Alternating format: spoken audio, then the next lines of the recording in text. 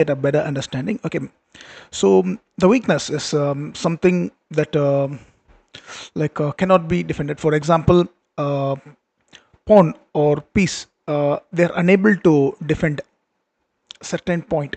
Its weakness, the inability to sustain the attack. Okay, basically it's the inability to sustain the attack is called weakness, and vulnerability is something which is exposed to attack, like it could be the pawns or pieces or squares. Okay, so here you can see the following position. Here we can see black just played the pawn to h6 some time back, and that creates a slight weakness on the g6 square. Okay, and they have the pawn chain like d5, a6, and f7. Okay, and they don't have the bishop to defend the chain. But anyway, the main thing is the king is in the center, so that is the main problem here. Okay, so now we have to attack the king. So to attack the king, we have to open lines towards the king. An opening line, it can be done by two ways. One is you can make some pawn breaks. Another one is like you can make a positional sacrifice. Okay, so here we can see there is no pawn break practically. So we need to reach the king. So we can consider making a sacrifice to open the king position. So knight e6 or knight d5. Which one is more stronger? Knight e6, pawn e6, queen g6, but king goes to e7. Okay, knight to d5. Knight d5 is really strong because since the absence of the h7 pawn, and it's not able to sustain the attack on g6, so only the f7 is holding. So what we do, we try to push this pawn further and to weaken the f7 square. So this is blocked, so we'll try to unblock it. So we can go knight c d5, which is very strong. And after knight c d5, you can see if they take e takes d5, we can go pawn to e6. Okay, so f7 is attacked, and of course they won't be able to take. If they take queen g6, see, all these light squares are now exposed to attack, and king e7, and the king's mobility is also not good, so we can just play queen takes a6. So that ends the game.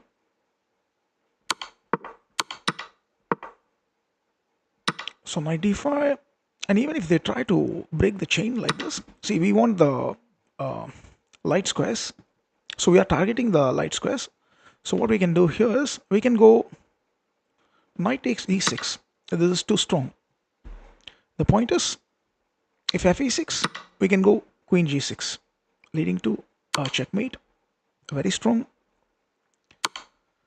So after h6, you can see the pawn chain is very vulnerable now, like because one pawn is absent, and there's no piece also to defend the pawn chain, mainly the bishop for them, the light square bishop for them.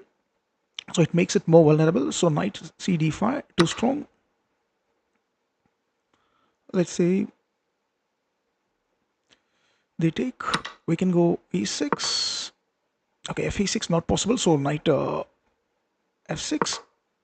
And the point is we have knight to g6. Surprisingly here, knight g6 is too strong.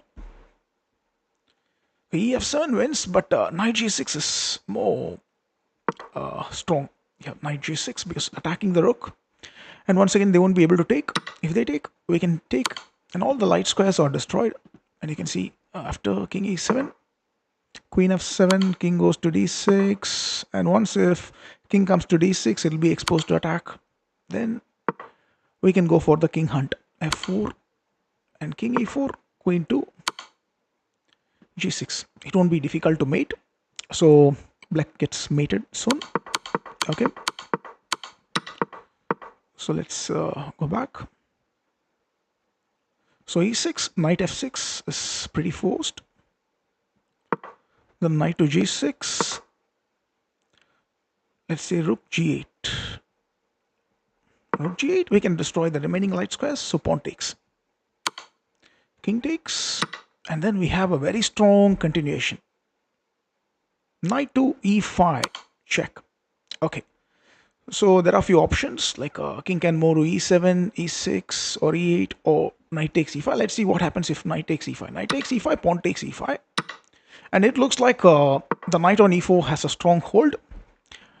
But we can make this knight position more vulnerable by destroying the stronghold. So we can go c4.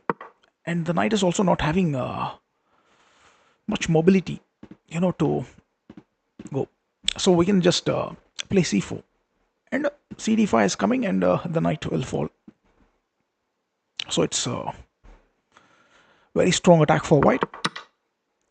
So let's say for knight e5, if they move something like king e7, so there's an open file actually towards the king. There's an open file. There's no pawn to block. So what we can do is we can just get the rook. So rook he1. In the future, we have moves like g5, and we can chase the knight and attack. This is very strong. And if they take, we can take. If they take knight e5, we can take with the rook. If king f7, now how to continue the attack? You can think for a moment. You need to open lines. Okay, we can go g5. So that opens this file, because if the knight moves, that opens the file.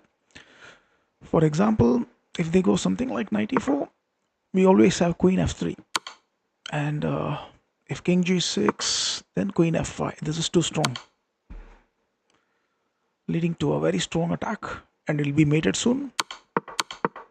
Okay, so g5.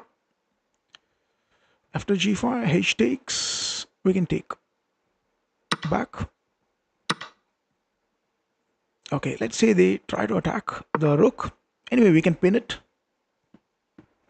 and get the knight on f6. Now they have a more pawn weakness. You see, so soon the king will become even more vulnerable here, because already it's vulnerable.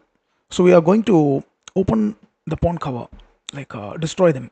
Okay, so rook f5. So if bishop goes to e7, we can take, but there is another idea, like this is a guaranteed piece, so there is no need to hurry up here. Like you can wait for more time for the right moment to take. So bishop c3 is one idea, and after queen d7, now you can take, because we want the rook to come to d5 to attack, and we want to retain the queens mainly to attack. So we don't want to go for exchange, okay, of the queens.